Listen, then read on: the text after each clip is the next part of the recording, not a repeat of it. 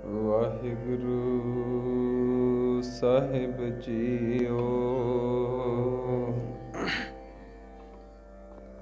ਅਗਮ ਅਗਾਧ ਪਾਰ ਬ੍ਰਹਮ ਸੋਏ, ਜੋ ਜੋ ਕਹੈ ਸੋ ਮੁਕਤਾ ਹੋਏ। ਸੁਣ ਮੀਤਾ ਨਾਨਕ ਬਿਨਵੰਤਾ, ਸਾਧ ਜਨਾ ਕੀ ਅਚਰਜ ਕਥਾ।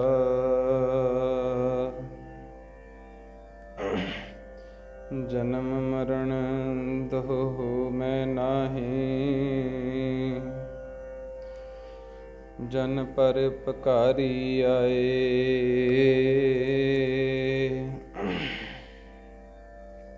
ਜੀ ਦਾਨ ਤੇ ਭਗਤੀ ਲਾਇਣ, ਹਰ ਸਿਉ ਲੈਣ ਮੈਂ ਲਾਏ।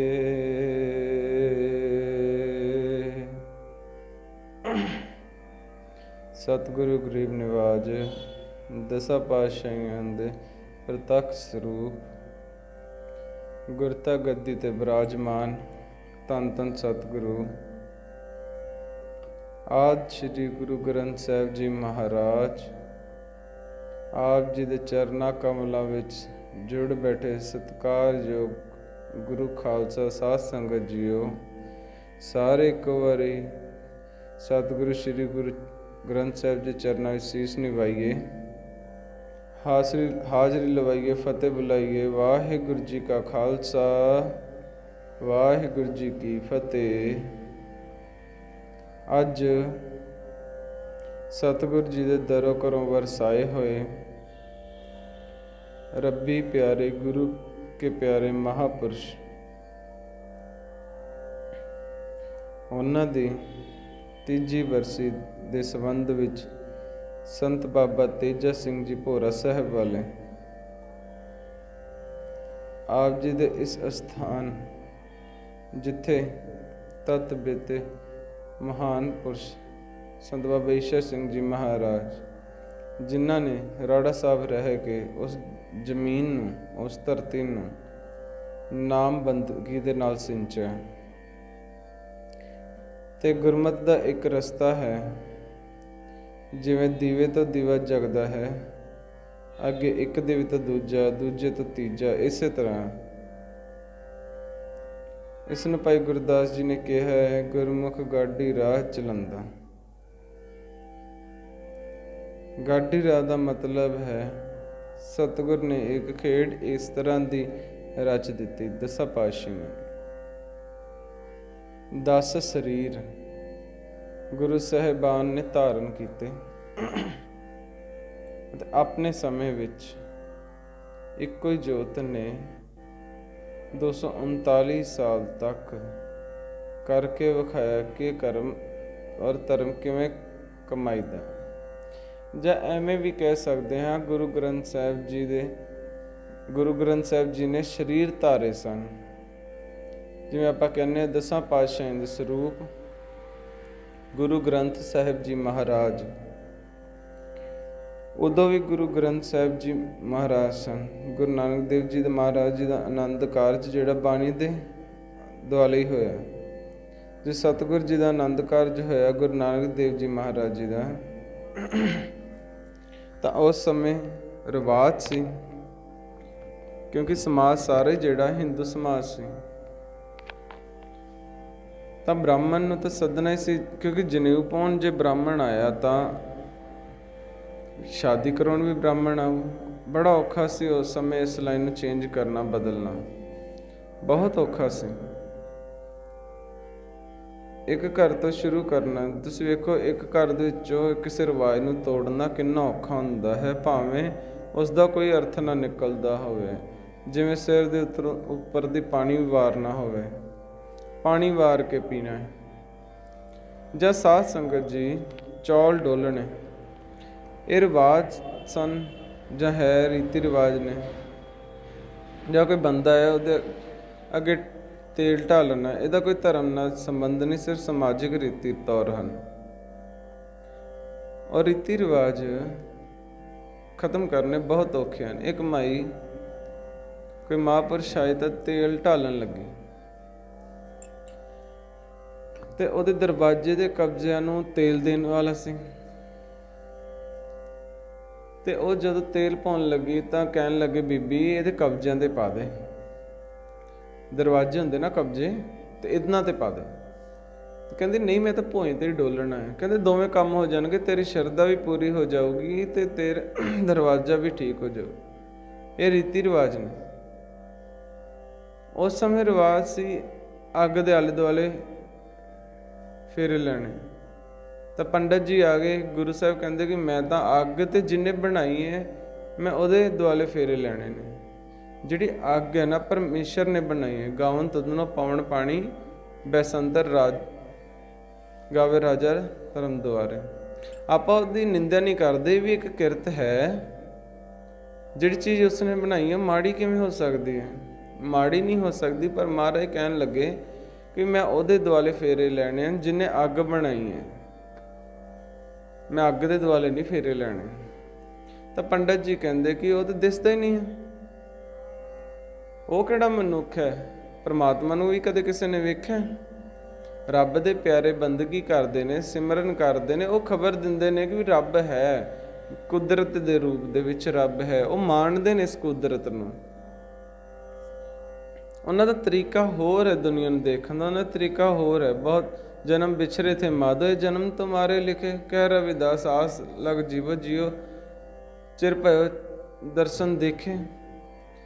ਮਹਾਰਾਜ ਕਹਿੰਦੇ ਕਿ ਪਰਮਾਤਮਾ ਨੂੰ ਵੇਖਣ ਦੀ ਜਿਹੜੀ ਆਸ ਆ, ਕਈ ਜਨਮਾਂ ਤੋਂ ਭਟਕਦਾ ਫਿਰਦਾ, ਕਈ ਜਨਮਾਂ ਤੋਂ ਗਲਤ ਕੰਮ ਕਰਦਾ ਫਿਰਦਾ, ਕਈ ਸਮੇਂ ਤੋਂ ਗਲਤ ਕੰਮ ਕਰਦਾ ਫਿਰਦਾ। ਅੰਦਰੋਂ ਇੱਕ ਆਵਾਜ਼ ਆਈ, ਤੂੰ ਕੁਨ ਰੇ, ਕੌਣ ਹੈ ਤੂੰ? ਅੰਦਰੋਂ ਆਵਾਜ਼ ਆਈ, ਦਿਲ ਦੀ ਆਵਾਜ਼ ਆਈ।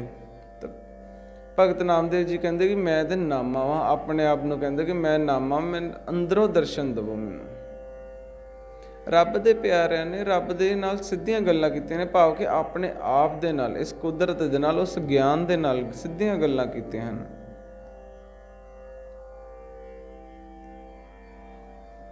ਸਾਧੂ ਦਾ ਬਚਨ ਸਾਧ ਸੰਗਤ ਬਹੁਤ ਕੀਮਤ ਰੱਖਦਾ ਹੈ। ਇਹਨੂੰ ਕਮਾਉਣਾ ਸਾਧ ਸੰਗਤ ਜੀ ਬਹੁਤ ਔਖਾ ਹੈ। ਕੌੜੀ ਦਵਾਈ ਹੈ ਬਿਲਕੁਲ। ਰੋਗ ਤਾਂ ਕੱਟਦੀ ਹੈ ਪਰ ਖਾਣੀ ਬੜੀ ਔਖੀ ਹੈ।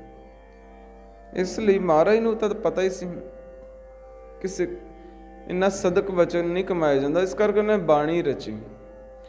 ਬਾਣੀ ਦੇ ਵਿੱਚ ਮਿਠਾਸ ਵੀ ਹੈ, ਹੌਲੀ ਹੌਲੀ ਬਾਣੀ ਨੂੰ ਅਪਣਾਉਣ ਦੇ ਯੋਗ ਵੀ ਹੁੰਦਾ ਹੈ, ਪਾਵਰ ਹੁੰਦੀ ਹੈ ਉਸਨੂੰ, ਉਹਦੇ ਯੋਗ, ਉਸਦੇ ਸਮਰੱਥ ਹੁੰਦਾ ਹੈ ਉਸਨੂੰ ਕਮਾਉਣ ਲਈ, ਗੁਰਬਾਣੀ ਨੂੰ ਕਮਾਉਣ ਲਈ। ਤਾਂ ਉਹ ਨਾਮਦੇਵ ਜੀ, ਸਾਧ ਸੰਗਤ ਜੀ ਪਰਮੇਸ਼ਰ ਦੇ ਨਾਲ ਗੱਲਬਾਤ ਕਰਦੇ ਨੇ, ਭਾਵ ਆਪਣੇ ਆਪ ਦੇ ਨਾਲ ਗੱਲਾਂ ਕਰਦੇ ਨੇ, ਇਸ ਕੁਦਰਤ ਦੇ ਨਾਲ ਗੱਲਾਂ ਕਰਦੇ ਨੇ। ਸਾਧੂ ਕੌਣ ਹੈ ਸਾਧ ਸੰਗਤ? ਵੈਸੇ ਤਾਂ ਸਾਧ ਕੀ ਮਹਿਮਾ ਵੇਦ ਨਾ ਜਾਣੇ, ਸਾਧ ਦੀ ਮਹਿਮਾ ਵੇਦ ਵੀ ਨਹੀਂ ਜਾਣ ਸਕਦੇ। ਜੇਤਾ ਸੁਣੇ ਤੇਤਾ ਵਖਿਆਨੇ। ਜਿਵੇਂ ਦੀ ਪਿੱਛੋਂ ਗੱਲ ਸੁਣੀ ਸੁਣਾਈ ਸੀ ਉਵੇਂ ਹੀ ਅੱਗੇ ਕਹਿ ਦਿੱਤੀ, ਉਸੇ ਤਰ੍ਹਾਂ ਹੀ ਕਿ ਆਪ ਨਹੀਂ ਉਸ ਨੂੰ ਜਾਣਿਆ ਕਿ ਵੀ ਰੱਬ ਹੈ ਕੀ ਹੈ। ਦੋ ਸ਼ਖਸੀਅਤਾਂ ਨੇ, ਇੱਕ ਰੱਬ ਨੂੰ ਨਹੀਂ ਜਾਣਿਆ ਜਾ ਸਕਦਾ, ਇੱਕ ਰੱਬ ਦੇ ਸਾਧੂਆਂ ਨੂੰ ਨਹੀਂ ਜਾਣਿਆ ਜਾ ਸਕਦਾ, ਭਾਵ ਕਿ ਇਸ ਕੁਦਰਤ ਨੂੰ ਨਹੀਂ ਜਾਣਿਆ ਜਾ ਸਕਦਾ। ਇਸ ਕੁਦਰਤ ਦੇ ਵਿੱਚ ਜਿਹੜੇ ਜਨਮੇ ਹੋਏ ਜੀਵ ਨੇ ਉਹਨਾਂ ਨੂੰ ਨਹੀਂ ਜਾਣਿਆ ਜਾ ਸਕਦਾ। ਜੇ ਹੋਰ ਡੂੰਘਾਈ 'ਚ ਜਾਈਏ ਤਾਂ ਸੰਤ ਸਰੀਰ ਨਹੀਂ ਹੁੰਦਾ, ਸਰੀਰ ਤਾਂ ਉਹਦੀ ਇੱਕ ਆਈਡੀ ਹੈ, ਇੱਕ ਸਿਰਫ ਉਹਦਾ ਐਡਰੈਸ ਹੈ ਕਿ ਜਿੱਥੋਂ ਸਿਰਫ ਪਤਾ ਲੱਗਦਾ ਹੈ ਕਿ ਵੀ ਉਹ ਰਹਿੰਦਾ ਕਿੱਥੇ ਹੈ। ਮਹਾਂਪੁਰਸ਼ ਬਾਬਾ ਈਸ਼ਰ ਸਿੰਘ ਜੀ, ਆਪਾਂ ਕਿੰਨੀਆਂ ਥਾਵਾਂ 'ਤੇ ਦੇਖਦੇ ਹਾਂ ਉਹਨਾਂ ਦੀਆਂ ਤਸਵੀਰਾਂ ਲੱਗੀਆਂ ਨੇ, ਉਹ ਜਿੱਥੇ ਰਹਿੰਦੇ ਸਨ ਉਹਨਾਂ ਦਾ ਬੈੱਡ ਹੈ, ਮੰਜਾ ਹੈ, ਸਾਰਾ ਕੁਝ ਹੀ ਹੈ। ਇਹ ਉਹ ਨਹੀਂ ਹੈ, ਇਹ ਤਾਂ ਉਹਨਾਂ ਦੀ ਆਈਡੀ ਹੈ ਕਿ ਇੱਥੇ ਰਹਿੰਦੇ ਰਹੇ ਨੇ। ਜੇ ਉਹਨਾਂ ਦੇ ਸਰੀਰ ਦੇ ਵੀ ਦਰਸ਼ਨ ਕੀਤੇ ਹੋਣ ਤਾਂ ਉਹਨਾਂ ਨੇ ਉਹਨਾਂ ਦੇ ਸਰੀਰ ਦੇ ਵਿੱਚੋਂ ਉਹਨਾਂ ਨੂੰ ਦੇਖਿਆ, ਉਸ ਲੋਹ ਨੂੰ ਦੇਖਿਆ, ਉਸ ਚਾਨਣ ਨੂੰ ਦੇਖਿਆ। ਉਹ ਅੱਖ ਵੀ ਉਹ ਆਪ ਹੀ ਗੁਰੂ ਦਿੰਦਾ ਹੈ, ਨਹੀਂ ਤਾਂ ਦਿਸਦਾ ਹੀ ਨਹੀਂ, ਨਹੀਂ ਤਾਂ ਇਕੱਲਾ ਸਰੀਰ ਹੀ ਦਿਸੀ ਜਾਂਦਾ ਹੈ। ਤੇ ਉਹ ਸਰੀਰ ਵੀ ਬੜਾ ਭਾਗਸ਼ਾਲੀ ਹੈ, ਬੜਾ ਕੀਮਤੀ ਹੈ। ਐਵੇਂ ਨਹੀਂ, ਉਹਦੀ ਘਾਟ ਵੀ ਬੜੀ ਅਨੂਪ ਹੈ। ਉਹ ਘੜਿਆ ਵੀ ਪਰਮੇਸ਼ਰ ਨੇ ਖਾਸ ਸਰੀਰ, ਤਾਂ ਹੀ ਉਹਦੇ ਵਿੱਚ ਨਾ ਰੱਬ ਦਾ ਪਿਆਰਾ ਟਿਕਿਆ। ਕੋਈ ਆਮ ਮਾਂ ਨਹੀਂ, ਆਮ ਸਰੀਰ ਨਹੀਂ ਹੈ। ਉਸੇ ਗੱਡੀ ਦੇ ਵਿੱਚ ਇੰਜਨ ਟਿਕੇਗਾ ਨਾ ਜਿਹੜੀ ਗੱਡੀ ਉਸ ਦੇ ਕਾਬਲ ਹੋਊਗੀ, ਉਹਦੀ ਵੀ ਕੋਈ ਕੀਮਤ ਹੈ। ਪਰ ਸਰੀਰ ਤੋਂ ਬਾਅਦ ਬਾਣੀ ਨੇ, ਸਰੀਰ ਤਾਂ ਸਿਰਫ ਸਾਧ ਸੰਗਤ ਇੱਕ ਐਡਰੈਸ ਦੱਸਿਆ ਉਹਨਾਂ ਦਾ। ਜਿਵੇਂ ਘਰ ਦੇ ਵਿੱਚ ਜਾਂਦੇ ਆ ਆਪਾਂ, ਫਲਾਣੇ ਦਾ ਐਡਰੈਸ ਉਹਦੇ ਦੇ ਕਹਿੰਦੇ ਕਿ ਇਹਦੇ 'ਚ ਰਹਿੰਦਾ ਹੋਊਗਾ। ਇਹ ਇਵੇਂ ਹੀ ਸਰੀਰ ਨੇ, ਉਹਨਾਂ ਦੇ ਘਰ ਨੇ, ਇਹਨਾਂ ਘਰਾਂ ਵਿੱਚ ਰਹੇ ਨੇ। ਜਿਵੇਂ ਸੰਤ ਬਾਬਾ ਤੇਜਾ ਸਿੰਘ ਜੀ ਰਹੇ ਨੇ, ਬਾਬਾ ਅਤਰ ਸਿੰਘ ਜੀ ਰਹੇ ਨੇ, ਬਾਬਾ ਈਸ਼ਰ ਸਿੰਘ ਜੀ ਰਹੇ ਨੇ, ਬਾਬਾ ਜਰਨੈਲ ਸਿੰਘ ਜੀ, ਸਾਰੇ ਕੌਣ ਨੇ? ਇਹ ਤਾਂ ਉਹਨਾਂ ਦੇ ਆਈਡੀ ਨੇ, ਐਡਰੈਸ ਨੇ, ਆਈਡੀ ਪ੍ਰੂਫ ਨੇ ਕਿ ਵੀ ਇੱਥੇ ਰਹਿੰਦੇ ਰਹੇ ਨੇ। ਦੇਹੀ ਗੁਪਤ, ਬਾਕੀ ਦਾ ਵੱਖਰਾ ਹੈ। ਵਿਦੇਹੀ ਦਿਸੈ ਸੰਤ, ਸੰਤ ਤੇ ਜਦੋਂ ਬਣਦਾ ਹੈ ਤਾਂ ਦੁਨੀਆ ਨੂੰ ਉਹ ਚੀਜ਼ ਨਜ਼ਰ ਨਹੀਂ ਆਉਂਦੀ, ਉਹ ਸਰੀਰ ਤੱਕ ਨਹੀਂ ਰਹਿੰਦਾ ਸੰਤ। ਆਪਾਂ ਸਰੀਰ ਦੇ ਬੰਧਨਾਂ ਦੇ ਵਿੱਚ ਆ, ਸਰੀਰ ਦੇ ਦੁੱਖ ਸੁੱਖ ਸਾਡੇ ਤੇ ਲਾਗੂ ਹੁੰਦਾ ਹੈ, ਪਰ ਜਿਹੜੇ ਇਹਨਾਂ ਚੀਜ਼ਾਂ ਤੋਂ ਪਾਰ ਚਲੇ ਗਏ ਨੇ ਉਹਨਾਂ ਤੇ ਲਾਗੂ ਨਹੀਂ ਹੁੰਦਾ। ਤਾਂ ਸਾਧੂਆਂ ਨੂੰ ਸਮਝਣਾ ਸੰਸਾਰ ਦੇ ਵੱਸ ਦੀ ਗੱਲ ਨਹੀਂ ਹੈ। ਕਈ ਵਾਰੀ ਤਾਂ ਅਸੀਂ ਵੀ ਉਹਨਾਂ ਵਰਗੇ ਬਣਨ ਦੀ ਕੋਸ਼ਿਸ਼ ਕਰਦੇ ਹਾਂ, ਉਹਨਾਂ ਦੇ ਵਾਂਗੂ ਗੱਲ ਕਰਨ ਦੀ ਕੋਸ਼ਿਸ਼ ਕਰਦੇ ਹਾਂ, ਉਹਨਾਂ ਦੀ ਨਕਲ ਕਰਦੇ ਹਾਂ, ਪਰ ਸਾਧ ਸੰਗਤ ਤੋਂ ਗੱਲ ਕੁਝ ਹੋਰ ਹੈ। ਉਹ ਤਾਂ ਸਿਰਫ ਪਰਉਪਕਾਰ ਵਾਸਤੇ ਹੀ ਜਨਮ ਲੈਂਦੇ ਨੇ। ਜਿਵੇਂ ਇੱਕ ਰੁੱਖ ਜਿਹੜਾ ਏ, ਬਾਬਾ ਫਰੀਦ ਸਾਹਿਬ ਜੀ ਕਹਿੰਦੇ ਨੇ ਰੁੱਖ ਵਰਗਾ ਏ ਸਾਧੂ, ਇੱਕ ਰੁੱਖ ਵਰਗਾ। ਰੁੱਖ ਦੇ ਵਿੱਚ ਗੁਣ ਕੀ ਨੇ? ਬੜੇ ਗੁਣ ਨੇ। ਜਿਵੇਂ ਭਾਈ ਸਾਹਿਬ ਨੇ ਕਿਹਾ ਕਿ ਉਹਨਾਂ ਦਾ ਜੀਵਨ ਵੀ ਵੇਖਿਆ ਜਾਂਦਾ ਹੈ।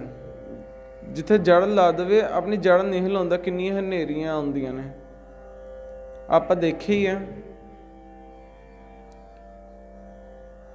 ਦੇਖਿਆ ਹੋਣਾ ਹੈ ਕਿ ਕਈ ਵਾਰੀ ਹਨੇਰੀਆਂ ਟਹਿਣੀਆਂ ਨੂੰ ਤੋੜ ਦਿੰਦੀਆਂ ਨੇ, ਪੱਤਿਆਂ ਨੂੰ ਤੋੜ ਦਿੰਦੀਆਂ ਨੇ, ਕਿ ਇੱਥੋਂ ਤੱਕ ਕਿ ਤਣੇ ਵੀ ਡਿੱਗ ਪੈਂਦੇ ਨੇ। ਪਰ ਸਾਧ ਸੰਗਤ ਜੀ, ਰੁੱਖ ਥਾਂ ਨਹੀਂ ਬਦਲਦਾ, ਜਿੱਥੇ ਜੜ ਲਾਈ ਹੈ ਉੱਥੇ ਲੱਗੀ ਰਹਿੰਦੀ ਹੈ। ਗੁਰੂ ਨੇ ਜਿੱਥੇ ਹੁਕਮ ਕੀਤਾ ਹੈ, ਗੁਰੂ ਗ੍ਰੰਥ ਸਾਹਿਬ ਜੀ ਨੇ ਜਿਹੜਾ ਬਚਨ ਕਰ ਦਿੱਤਾ ਹੈ, ਇੱਥੇ ਰਹਿਣਾ ਹੈ ਤੇ ਇਸ ਮਰਿਆਦਾ ਦੇ ਵਿੱਚ ਰਹਿਣਾ ਹੈ, ਇਸ ਦਾਇਰੇ ਦੇ ਵਿੱਚ ਰਹਿਣਾ ਹੈ।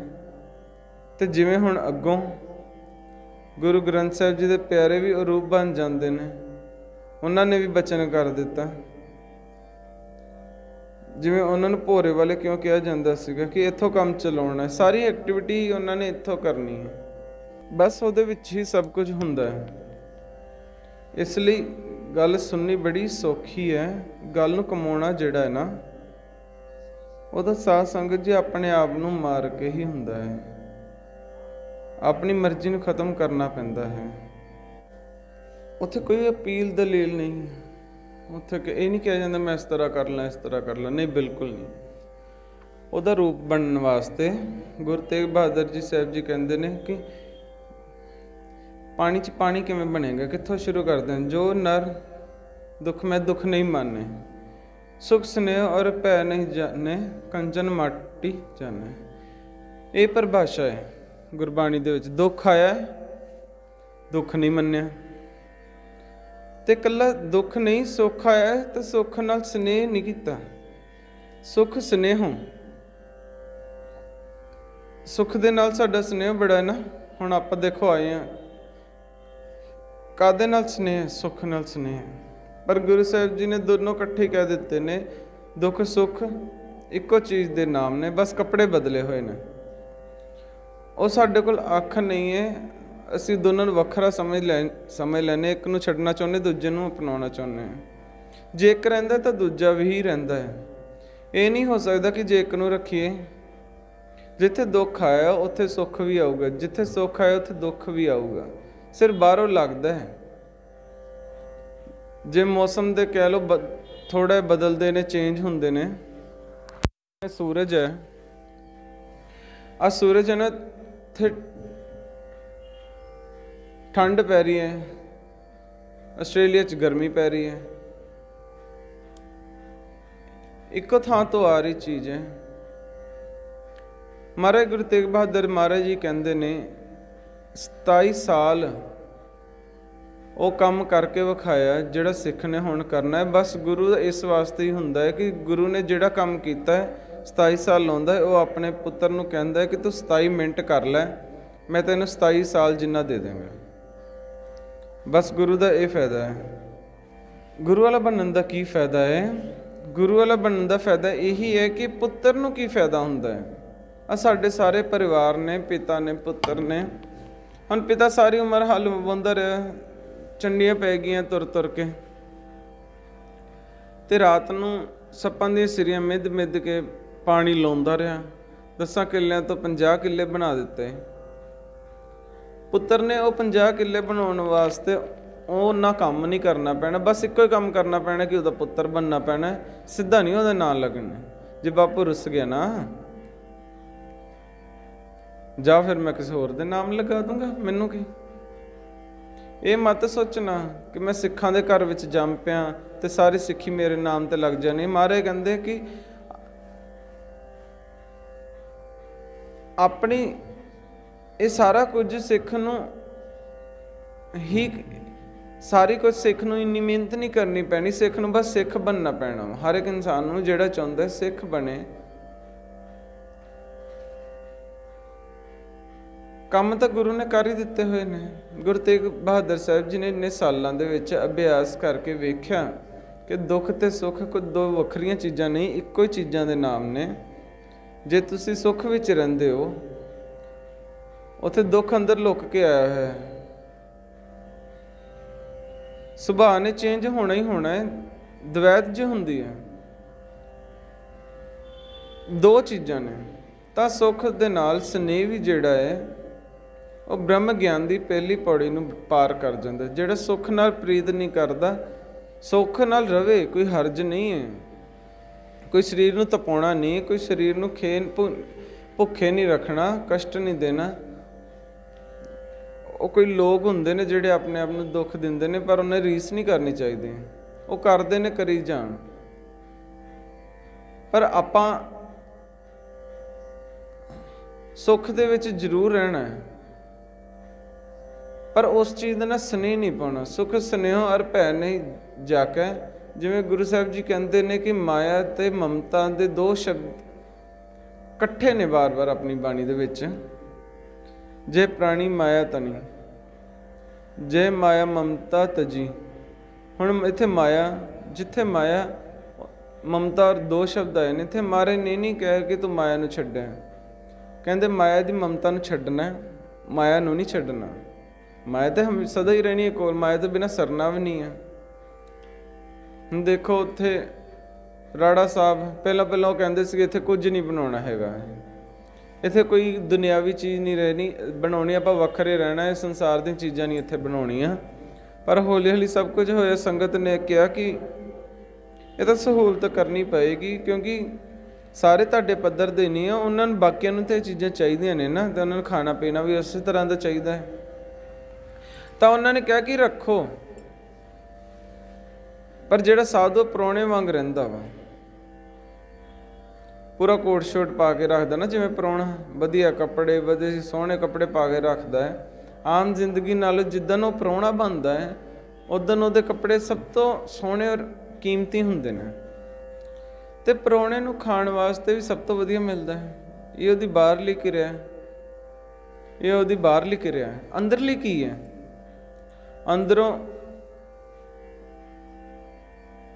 ਉਚਾਟ ਰਹਿੰਦਾ ਕਿ ਜਿੱਥੇ ਮੈਂ ਸੋਨੇ ਪ੍ਰਸ਼ਾਦੇ ਛਕ ਰਿਹਾ ਵਾਂ, ਇੱਥੇ ਮੈਂ ਕੁਝ ਦੇ ਨਹੀਂ ਰਹਿਣਾ। ਬਸ ਇਹ ਉਹਦੀ ਅੰਦਰਲੀ ਬਿਰਤੀ ਹੈ। ਕਲਗੀਧਰ ਪਾਤਸ਼ਾਹ ਨੂੰ ਭਾਈ ਨੰਦ ਲਾਲ ਜੀ ਕਹਿੰਦੇ ਆ ਨਾ ਕਿ ਦਰਵੇਸ਼ ਵੀ ਹੈ ਤੇ ਬਾਦਸ਼ਾਹ ਵੀ। ਬਾਰ-ਬਾਰ ਬਾਦਸ਼ਾਹ ਰਹਿਣਾ ਹੈ ਤੇ ਅੰਦਰੋਂ ਦਰਵੇਸ਼ ਹੈ, ਅੰਦਰੋਂ ਦਰਵੇਸ਼ੀ ਹੈ। ਤਾਂ ਹੀ ਤਾਂ ਦੇਖੋ ਨਾ ਆ ਦਿਨ ਜਿਹੜੇ ਸ਼ਹਾਦਤ ਵਾਲੇ ਦਿਨ ਨੇ, ਸਿੱਖਾਂ ਦੀਆਂ ਸ਼ਹਾਦਤਾਂ ਨੇ, ਤੇ ਤੁਸੀਂ ਵੇਖੋ ਵੀ ਇੰਨੇ ਵੱਡੇ ਝਟਕੇ। ਸਾਨੂੰ 1000 ਰੁਪਏ ਦਾ ਵੀ ਘਾਟਾ ਪੈ ਜਾਏ ਨਾ, ਤੇ ਸਾਰਾ ਦਿਨ ਬੰਦੇ ਨੂੰ ਰੋਟੀ ਨਹੀਂ ਚੰਗੀ ਲੱਗਦੀ ਕਿ ਮੇਰਾ 1000 ਰੁਪਏ ਦਾ ਨੁਕਸਾਨ ਹੋ ਗਿਆ। ਤੇ ਉਹ ਵੇਖੋ ਕਿਹੜੀ ਸ਼ਖਸੀਅਤ ਹੋਵੇਗੀ ਜਿੱਥੇ ਸਾਧ ਸੰਗਤ ਜੀ ਪੁੱਤਰ ਅੱਖਾਂ ਸਾਹਮਣੇ ਸ਼ਹੀਦ ਹੋ ਗਏ। ਇੰਨਾ ਹੋ ਗਿਆ, ਤੁਰ ਕੇ ਆਉਣਾ ਪਿਆ, ਇੰਨਾ ਦੁੱਖ। ਜਿਹੜੇ ਪੈਰਾਂ ਥੱਲੇ ਸਿੱਖ ਫੁੱਲ ਵਿਛਾਉਂਦੇ ਸੀ, ਚਮਕੌਰ ਸਾਹਿਬ ਤੋਂ ਲੈ ਕੇ ਮਾਛੀਵਾੜੇ ਸਾਹਿਬ ਤੱਕ ਨੰਗੇ ਪੈਰ ਹੀ ਕਰਨਾ ਪਿਆ। ਪੈਰਾਂ ਵਿੱਚ ਛਾਲੇ ਪੈ ਗਏ। ਪਰ ਜਦੋਂ ਸਵੇਰ ਹੁੰਦੀ ਹੈ, ਸਵੇਰ ਦਾ ਅੰਮ੍ਰਿਤ ਵੇਲਾ, ਉਸੇ ਤਰ੍ਹਾਂ ਮਾਛੀਵਾੜਾ ਸਾਹਿਬ ਤੁਸੀਂ ਸ਼ਾਇਦ ਗਏ ਹੋਵੋਗੇ, ਜਿੱਥੇ ਖੂਹ ਹੈ, ਜਿੱਥੋਂ ਮਹਾਰਾਜ ਨੇ ਪਾਣੀ ਆਪ ਕੱਢ ਕੇ ਪੀਤਾ, ਔਰ ਇਹਦਾ ਨਾਮ ਰੱਖਿਆ ਸਿੱਖਾਂ ਨੇ ਚਰਨ ਕਵਲ ਸਾਹਿਬ। ਗੁਰਦੁਆਰਾ ਸਾਹਿਬ ਦਾ ਨਾਮ ਕੀ ਹੈ? ਚਰਨ ਕਵਲ ਸਾਹਿਬ। ਇਹ ਖਿਆਲ ਕੀਤਾ ਹੈ ਕਿ ਨਾਮ ਕਿਵੇਂ ਰੱਖਿਆ ਹੋਊਗਾ ਚਰਨ ਕਵਲ ਸਾਹਿਬ? ਚਰਨ ਕਵਲ ਸਾਹਿਬ ਕਿਵੇਂ ਨਾਮ ਪਿਆ ਹੋਊਗਾ? ਕਿਉਂਕਿ ਗੁਰੂ ਗੋਬਿੰਦ ਸਿੰਘ ਜੀ ਸਾਹਿਬ ਜੀ ਦੀ ਜ਼ਿੰਦਗੀ ਦੇ ਵਿੱਚ ਸਿਰਫ ਇੱਕੋ ਧਰਤੀ ਹੈ ਜਿੱਥੇ ਗੁਰੂ ਗੋਬਿੰਦ ਸਿੰਘ ਜੀ ਨੇ ਨੰਗੇ ਪੈਰੀ ਆ ਕੇ ਪੈਰ ਪਾਏ, ਨਹੀਂ ਤਾਂ ਸਾਰੇ ਥਾਂ ਤੇ ਜੋੜੇ ਪਾ ਕੇ ਹੀ ਰੱਖੇ। ਤੇ ਜੋੜੇ ਵੀ ਸੋਹਣੇ ਤੋਂ ਸੋਹਣੇ, ਜਿੱਥੇ ਵੀ ਗਏ ਨੇ ਮਹਾਰਾਜ, ਜਾਂ ਜੋੜੇ ਪਾਏ ਨੇ, ਵੈਸੇ ਤਾਂ ਘੋੜੇ ਤੇ ਹੀ ਰਹੇ ਨੇ, ਜਿੱਥੇ ਜਾਂਦੇ ਸੀ ਘੋੜੇ ਤੇ ਜਾਂਦੇ ਸਨ, ਬਾਦਸ਼ਾਹੀ ਠਾਠ ਨਾਲ ਗਏ ਸਨ। ਤੇ ਗੁਰੂ ਦੇ ਸਿੱਖਾਂ ਨੇ, ਪਿਆਰਿਆਂ ਨੇ, ਕਲਗੀ ਵਾਲਾ ਇੱਕ ਥਾਂ ਆਇਆ, ਉਹਦੇ ਪੈਰਾਂ ਦੇ ਵਿੱਚ ਜੁੱਤੀ ਵੀ ਨਹੀਂ, ਇਸ ਕਰਕੇ ਗੁਰੂ ਦੇ ਸਿੱਖਾਂ ਨੇ ਉਸ ਦਾ ਨਾਮ ਰੱਖਿਆ ਗੁਰਦੁਆਰਾ ਚਰਨ ਕਵਲ ਸਾਹਿਬ। ਕਿਉਂ? ਇੱਥੇ ਕਮਲਾਂ ਵਰਗੇ ਗੁਰੂ ਗੋਬਿੰਦ ਸਿੰਘ ਸਾਹਿਬ ਜੀ ਦੇ ਚਰਨ ਪਏ ਨੇ, ਦੂਜੇ ਥਾਵਾਂ ਤੇ ਜੋੜਾ ਪਾ ਕੇ ਆਉਂਦੇ ਰਹੇ, ਇਸ ਲਈ ਉਹ ਧਰਤੀ ਬਹੁਤ ਪਵਿੱਤਰ ਹੈ। ਜਿੱਥੇ ਗੁਰੂ ਗੋਬਿੰਦ ਸਿੰਘ ਜੀ ਦੀਆਂ ਤਲੀਆਂ, ਨਹੀਂ ਤਾਂ ਕਿਤੇ ਤਲੀਆਂ ਨਹੀਂ ਲੱਗੀਆਂ, ਹਰ ਥਾਂ ਤੇ ਜੁੱਤੀ ਪਾ ਕੇ, ਜੋੜਾ ਪਾ ਕੇ ਜਾਂਦੇ ਰਹੇ।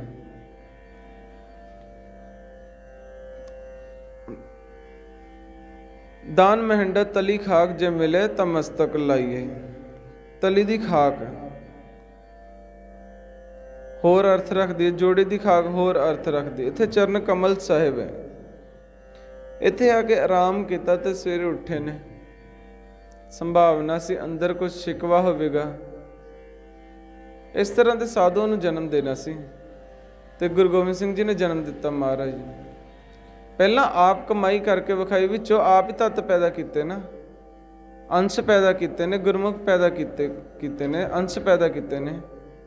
ਉਹ ਗੁਰੂ ਜਿਹਦੇ ਪੁੱਤਰ ਸਾਹਮਣੇ ਸ਼ਹੀਦ ਹੋਏ ਨੇ, ਸਵੇਰੇ ਉੱਠ ਕੇ ਉਮੀਦ ਸੀ ਕਿ ਅੰਦਰ ਸ਼ਿਕਵਾ ਹੁੰਦਾ ਹੈ ਕਿ ਸਾਡੇ ਨਾਲ ਥੋੜਾ ਕੁਝ ਹੋ ਜਾਏ, ਅਸੀਂ ਸ਼ਿਕਵਾ ਜ਼ਰੂਰ ਕਰਦੇ ਹਾਂ। ਮਨ ਦੇ ਵਿੱਚ ਤਾਂ ਗੱਲ ਹੁੰਦੀ ਹੈ ਨਾ ਕਿ ਅਸੀਂ ਅੰਮ੍ਰਿਤ ਵੀ ਛਕਿਆ, ਸਿੱਖ ਵੀ ਬਣੇ, ਫਿਰ ਵੀ ਇੰਨੇ ਹੈਰਾਨ ਹੁੰਦੇ ਹਾਂ। ਮਹਾਰਾਜ ਸਵੇਰੇ ਉੱਠੇ ਨੇ, ਨਹੀਂ, ਸਵੇਰ ਦਾ ਨਿਤਨੇਮ ਵੱਖਰਾ ਹੈ। ਇਹ ਬੜੀ ਕੀਮਤੀ ਥਾਂ ਹੈ ਮਾਛੀਵਾੜਾ ਸਾਹਿਬ, ਚਰਨ ਕਮਲ ਸਾਹਿਬ। ਇੱਥੇ ਗੁਰੂ ਗੋਬਿੰਦ ਸਿੰਘ ਜੀ ਦੀ ਜ਼ਿੰਦਗੀ ਦਾ ਅਨੋਖਾ, ਇੱਕ ਤਾਂ ਨੰਗੇ ਪੈਰੀ ਆਉਣਾ, ਇੱਕ ਸਵੇਰ ਦਾ ਨਿਤਨੇਮ ਇਕੱਲਿਆਂ ਕਰਨਾ, ਨਹੀਂ ਤਾਂ ਕਦੇ ਵੀ ਗੁਰੂ ਗੋਬਿੰਦ ਸਿੰਘ ਜੀ ਇਕੱਲੇ ਨਾ ਹੋਏ। ਇਹ ਸਫ਼ਰ ਬੜਾ ਕੀਮਤੀ ਹੈ, ਜਿਹੜਾ ਚਮਕੌਰ ਸਾਹਿਬ ਦੀ ਮਾਛੀਵਾੜੇ ਸਾਹਿਬ ਤੱਕ ਦਾ ਸਫ਼ਰ ਜਿਹੜਾ ਇਕੱਲਿਆਂ ਨੇ ਤੈਅ ਕੀਤਾ, ਨਹੀਂ ਤਾਂ ਹੋਰ ਕੋਈ ਇਹੋ ਜਿਹਾ ਸਮਾਂ ਨਹੀਂ ਜਦੋਂ ਇਕੱਲੇ ਹੋਏ ਹਨ, ਨਹੀਂ ਤਾਂ ਹਮੇਸ਼ਾ 2-4 ਸਿੱਖ ਨਾਲ ਹੁੰਦੇ, ਫੌਜ ਨਾਲ ਰਹਿੰਦੀ। ਉਸ ਰਾਤ ਇਕੱਲੇ ਤੁਰਦੇ ਰਹੇ, ਉਸ ਰਾਤ ਇਕੱਲੇ ਸਵੇਰੇ ਤੁਰਦੇ ਰਹੇ। ਸ਼ਾਇਦ ਸਵੇਰੇ ਪਹਿਲਾ ਕੀਰਤਨ ਹੈ ਜਦੋਂ ਬਿਨਾਂ ਸਾਜ਼ਾਂ ਤੋਂ, ਬਿਨਾਂ ਸਿੱਖਾਂ ਤੋਂ ਕੀਰਤਨ ਕੀਤਾ ਹੈ। ਮਿੱਤਰ ਪਿਆਰੇ ਨੂੰ ਹਾਲ ਮੁਰੀਦਾਂ ਦਾ ਕਹਿਣਾ, ਤੁਝ ਬਿਨ ਰੋਗ ਰਜਾਈਆਂ ਦਾ ਓਢਣ, ਨਾਗ ਨਿਵਾਸਾਂ ਦੇ ਰਹਿਣਾ। ਇਹਦਾ ਭਾਵ ਸੀ ਅੱਜ ਮੇਰੇ ਕੋਲ ਲੈਣ ਵਾਸਤੇ ਰਜਾਈ ਨਹੀਂ, ਤੇ ਪੋਹ ਦੀ ਠੰਡੀ ਰਾਤ ਵੀ ਹੈ, ਰਜਾਈ ਨਹੀਂ ਹੈ, ਪਰ ਤੇਰਾ ਪਿਆਰ ਮੇਰੇ ਕੋਲ ਹੈ। ਮੈਂ ਵੇਖ ਰਿਹਾ ਜਿਹੜੇ ਲੋਕ ਅੱਜ ਵੀ ਰਜਾਈਆਂ ਦੇ ਵਿੱਚ ਸੁੱਤੇ ਨੇ, ਤੇਰੇ ਨਾਮ ਤੋਂ ਬਿਨਾਂ ਮੇਰੀ ਨਜ਼ਰ ਦੇ ਵਿੱਚ ਸੱਪ ਨੇ। ਜਿਵੇਂ ਸੱਪ ਖੁੱਡਾਂ 'ਚ ਵੜ ਕੇ ਸੁੱਤਾ ਹੁੰਦਾ ਨਾ, ਨਾਗ ਨਿਵਾਸਾਂ ਦੇ ਰਹਿਣਾ, ਤੇ ਰਜਾਈਆਂ ਰੋਗ ਬਣ ਗਈਆਂ ਨੇ ਉਹਨਾਂ ਵਾਸਤੇ। ਤੁਝ ਬਿਨ ਰੋਗ ਰਜਾਈਆਂ ਦਾ ਓੜਨ, ਨਾਗ ਨਿਵਾਸਾਂ ਦੇ ਰਹਿਣਾ, ਸੂਰ ਸਰਾਹੀ। ਤੇ ਅੱਜ ਮੇਰੇ ਕੋਲ ਪੀਣ ਵਾਸਤੇ ਪਾਣੀ ਵੀ ਨਹੀਂ। ਪਾਣੀ ਪੀਤਾ ਜਦੋਂ ਘੜੇ 'ਚੋਂ ਕੱਢ ਕੇ ਟਿੰਡ ਨਾਲ, ਬੁੱਕ ਨਾਲ ਹੀ ਪੀਤਾ ਹੋਊਗਾ, ਗਲਾਸ ਵੀ ਨਹੀਂ ਉਹਨਾਂ ਕੋਲੇ। ਉਹਨਾਂ ਦੀਆਂ ਸਰਾਈਆਂ, ਉਹਨਾਂ ਦੇ ਭਾਂਡੇ ਸੂਲ ਵਰਗੇ ਨੇ ਜਿਨ੍ਹਾਂ ਦੇ ਅੰਦਰ ਨਾਮ ਨਹੀਂ। ਖੰਜਰ ਪਿਆਲਾ, ਪਿਆਲੇ ਖੰਜਰ ਵਾਂਗ ਵੱਜਦੇ ਨੇ ਜਿਨ੍ਹਾਂ ਅੰਦਰ ਹੈ ਪ੍ਰਭੂ ਤੇਰੀ ਯਾਦ ਨਹੀਂ। ਖੰਜਰ ਪਿਆਲਾ ਬਿੰਦ ਕਸਾਈਆਂ ਦਾ ਸਹਿਣਾ, ਤੇ ਕਸਾਈਆਂ ਦਾ ਬਿੰਦ ਸਹਿਣਾ ਜਿਵੇਂ ਸੂਰ ਨੂੰ ਬਿੰਦ ਦੇ ਨਾਲ ਮਾਰਦੇ ਨੇ ਨਾ, ਉਹ ਇੱਕ ਖਾਸ ਢੰਗ ਦੇ ਨਾਲ ਮਾਰਦੇ ਨੇ। ਕਹਿੰਦੇ ਨੇ ਕਿ ਪਰਾਏ ਦਰਵਾਜ਼ੇ ਤੇ ਰਹਿਣਾ, ਤੈਨੂੰ ਛੱਡਣਾ ਕਸਾਈਆਂ ਦਾ ਬਿੰਦ ਸਹਿਣਾ ਹੈ। ਯਾਰੜੇ ਦਾ ਸਾਨੂੰ ਸੱਥਰ ਚੰਗਾ। ਤੇਰੀ ਯਾਦ ਅੰਦਰ ਤੇਰੇ ਸਿਧਾਂਤ ਤੇ ਤੁਰਿਆ। ਯਾਦ ਮਤਲਬ ਤੇਰੇ ਸਿਧਾਂਤ, ਤੇਰੇ ਕਹੇ ਹੋਏ ਬਚਨਾਂ ਤੇ, ਤੇਰੇ ਕਹੇ ਹੋਏ ਬਚਨਾਂ ਤੇ ਤੁਰਨਾ, ਤੇਰੇ ਕਹੇ ਹੋਏ ਬਚਨਾਂ ਨੂੰ ਕਦੇ ਨਾ ਛੱਡਣਾ। ਅੱਜ ਬਿਸਤਰ ਨਹੀਂ, ਆਨੰਦਪੁਰ ਸਾਹਿਬ ਨਹੀਂ, ਜ਼ਮੀਨ ਤੇ ਸੁੱਤਾ, ਪਰ ਮੈਨੂੰ ਵੀ, ਪਰ ਤੂੰ ਨਾਲ ਹੈ। ਭਾਵ ਉਹ ਗਿਆਨ ਨਾਲ ਹੈ, ਉਹ ਜਜ਼ਬਾ ਨਾਲ ਹੈ। ਇਸ ਪ੍ਰਕਰਨ ਤੋਂ, ਇਸ ਇਹੋ ਜਿਹੇ ਵਿਗਿਆਨ ਤੋਂ ਸਾਧੂ ਪੈਦਾ ਹੋਏ ਨੇ। ਰੇ ਮਨ ਐਸੋ ਕਰ ਸੰਨਿਆਸਾ, ਇਸ ਤਰ੍ਹਾਂ ਦਾ ਸੰਨਿਆਸ ਕਰ, ਆਪਣੇ ਘਰ ਨੂੰ ਜੰਗਲ ਬਣਾ ਲੈ। ਸਿੱਖ ਤੇ ਵੈਸੇ ਵੀ ਹੁੰਦੇ ਹੀ ਇਸੇ ਤਰ੍ਹਾਂ ਦੇ ਨੇ। ਉਹਦੀ ਜ਼ਿੰਦਗੀ ਦੇ ਦੋ ਹਿੱਸੇ ਹੁੰਦੇ ਹਨ। ਜੇ ਤੁਸੀਂ ਗਹਿਰਾਈ ਦੇ ਵਿੱਚ ਜਾਓ, ਮਨਮੁਖ ਵੀ ਦੋ ਹਿੱਸਿਆਂ ਵਿੱਚ ਜਿਉਂਦਾ ਹੈ ਤੇ ਗੁਰਮੁਖ ਵੀ ਦੋ ਹਿੱਸਿਆਂ ਵਿੱਚ ਜਿਉਂਦਾ ਹੈ। ਮਨਮੁਖ ਅੰਦਰੋਂ ਕੁਝ ਹੋਰ ਹੁੰਦਾ ਹੈ ਤੇ ਬਾਹਰੋਂ ਕੁਝ ਹੋਰ ਹੁੰਦਾ ਹੈ। ਕਿਸੇ ਪੱਧਰ ਤੇ ਜਾ ਕੇ ਗੁਰਮੁਖ ਵੀ ਇਸ ਪੱਧਰ ਤੇ ਹੁੰਦੇ ਹਨ, ਪਰ ਗੁਰਮੁਖ ਤੇ ਮਨਮੁਖ ਦੇ ਪਦਵੀ ਦੇ ਵਿੱਚ ਫਰਕ ਹੁੰਦਾ ਹੈ। ਜਿਹੜਾ ਗੁਰਮੁਖ ਸੱਚ ਦੇ ਆਸਰੇ ਤੁਰਿਆ ਹੁੰਦਾ ਹੈ। ਹੁਣ ਅੰਦਰੋਂ ਕੁਝ ਹੋਰ ਚੱਲ ਰਿਹਾ ਹੈ, ਮੂੰਹ ਨਾਲ ਗੱਲ ਕਰੀ ਜਾ ਰਹੇ ਨੇ, ਮੂੰਹ ਨਾਲ ਰੋਟੀ ਖਾਈ ਜਾ ਰਹੇ ਨੇ। ਬਾਹਰੋਂ ਲੱਗਦਾ ਹੈ ਕਿ ਸੰਸਾਰੀ ਵੀ ਲੱਗਦਾ ਹੈ, ਬਾਹਰੋਂ ਕਈ ਵਾਰੀ ਸੰਸਾਰ ਦੇ ਵਿੱਚ ਫਸਿਆ ਵੀ ਲੱਗਦਾ ਹੈ, ਕੋਈ ਪਤਾ ਨਹੀਂ। ਠੀਕ ਹੈ, ਮਰਿਆਦਾ ਵਿੱਚ ਰਹਿਣਾ ਬੜਾ ਜ਼ਰੂਰੀ ਹੈ, ਪਰ ਸਾਧੂ ਦੀ ਮਰਿਆਦਾ ਨੂੰ ਕਦੇ ਸਰੀਰ ਤੋਂ ਨਹੀਂ ਨਾਪਿਆ ਜਾ ਸਕਦਾ। ਉਹਦੀ ਆਪਣੀ ਅੰਦਰਲੀ ਵੀ ਦੁਨੀਆ ਇੱਕ ਵੱਖਰੀ ਹੁੰਦੀ ਹੈ। ਉਹਦੇ ਉਸ ਅਕਾਲ ਪੁਰਖ ਦੇ ਪਿਆਰ ਦੇ ਵਿੱਚ ਅੰਦਰ ਇੱਕ ਹੋਰ ਦੁਨੀਆ ਚੱਲਦੀ ਰਹਿੰਦੀ ਹੈ। ਸਰੀਰ ਤੌਰ ਤੇ ਆਪਣਾ ਵੱਖਰਾ ਰਹਿੰਦਾ ਹੈ। ਇਸ ਕਰਕੇ ਉਹਨਾਂ ਦੇ ਬਾਹਰੀ ਕਰਮ ਕੋਈ ਅਸਰ ਨਹੀਂ ਪਾਉਂਦਾ, ਨਿਹਕਰਮ। ਵੈਸੇ ਤੇ ਗੁਰਮਤਿ ਤੇ ਸਾਧੂ, ਗੁਰੂ ਗ੍ਰੰਥ ਸਾਹਿਬ ਜੀ ਤੇ ਸਾਧੂ ਇਸ ਅਵਸਥਾ ਵਿੱਚ ਜਾਣ ਤੋਂ ਬਾਅਦ ਵੀ ਸਰੀਰਕ ਮਰਿਆਦਾ ਵਿੱਚ ਰਹੇ ਨੇ। ਪਰ ਸਰੀਰਕ ਮਰਿਆਦਾ ਦਾ ਅਰਥ ਇਹ ਨਹੀਂ ਕਿ ਉਹ ਬਾਹਰਲੀ ਮਰਿਆਦਾ, ਉਹ ਅੰਦਰਲੀ ਦੁਨੀਆ ਦੇ ਅੰਦਰੂਨੀ ਦੁਨੀਆ ਦੇ ਵਿੱਚ ਵੱਖਰੇ ਹੋ ਜਾਂਦੇ ਨੇ ਔਰ ਬਾਹਰਲੀ ਦੁਨੀਆ ਦੇ ਵਿੱਚ ਵੱਖਰੇ ਹੋ ਜਾਂਦੇ ਨੇ। ਇਹ ਗੁਰੂ ਤੇਗ ਬਹਾਦਰ ਸਾਹਿਬ ਜੀ ਕਹਿੰਦੇ ਨੇ, ਉਹ ਕਿਸੇ ਤਾਕਤਵਰ ਦਾ ਭੈ ਨਹੀਂ ਮੰਨਦੇ। ਸੁਖ ਸਨੇਹ ਔਰ ਭੈ ਨਹੀਂ ਜਾ ਕੇ ਕੰਚਨ ਮਾਟੀ ਮੰਨੇ। ਸੋਨਾ ਤੇ ਮਿੱਟੀ ਇੱਕੋ ਮੰਨਦੇ ਨੇ। ਕਿਦਨ ਹੋਏ? ਜਿੱਦਨ ਸੋਨੇ ਦੀ ਵੈਲਿਊ ਅੰਦਰੋਂ ਖਤਮ ਹੋਈ, ਉਸ ਦਿਨ ਸੋਨਾ ਅੰਦਰੋਂ ਛੱਡੂਗਾ। ਜਿਸ ਦਿਨ ਅੰਦਰੋਂ ਛੱਡੂਗਾ ਨਾ, ਉਸੇ ਦਿਨ ਹੀ ਸੋਨੇ ਦੀ ਵੈਲਿਊ ਖਤਮ ਹੋਊਗੀ। ਜਿਹੜਾ ਨਿੰਦਿਆ ਕਰਦਾ ਹੈ ਉਹ ਮਾੜਾ ਲੱਗਦਾ ਹੈ, ਮਾੜਾ ਨਹੀਂ ਲੱਗਦਾ, ਔਰ ਜਿਹੜਾ ਨਿੰਦਿਆ ਕਰਦਾ ਹੈ ਉਹ ਚੰਗਾ ਨਹੀਂ ਲੱਗਦਾ।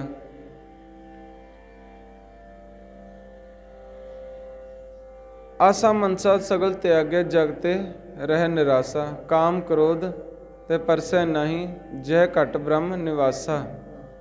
ਗੁਰ ਕਿਰਪਾ ਜੇ ਨਰ ਕੋ ਕੀਨੀ, ਤੇ ਜੇ ਜੁਗਤ ਪਛਾਨੀ। ਨਾਨਕ ਲੀਨ ਪਇਓ ਗੋਬਿੰਦ ਸਿਓ, ਜਿਉ ਪਾਣੀ ਸੰਗ ਪਾਣੀ। ਉਹਦੇ ਵਰਗੇ ਬਣ ਗਏ, ਉਹਦਾ ਸਰੂਪ ਬਣ ਗਏ। ਇਹ ਉਹਨਾਂ ਦਾ ਅੰਦਰਲਾ ਸਫ਼ਰ ਹੈ। ਤੇ ਮੈਂ ਸ਼ੁਰੂ ਵਿੱਚ ਬੇਨਤੀ ਕੀਤੀ ਸੀ, ਆਪ ਹੁਣ ਸਮਾਪਤੀ ਕਰੀਏ।